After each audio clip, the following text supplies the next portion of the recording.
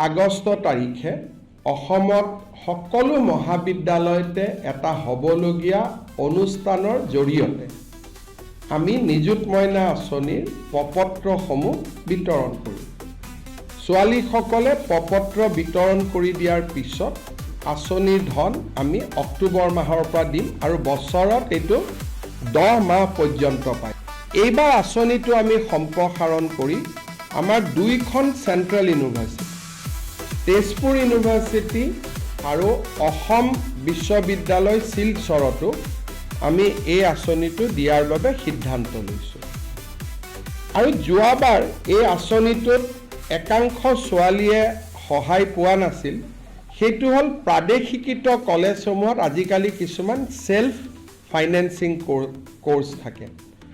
Self financing কোৰ্সৰ ছোৱালীসমূহক যোৱাবাৰ আমি নিযুত মইনা আঁচনিটো দিয়া নাছিলোঁ। এইবাৰ আমি সেল্ফ ফাইনেন্সিং স্কিমতো পঢ়া ছোৱালীসকলকো এই আঁচনি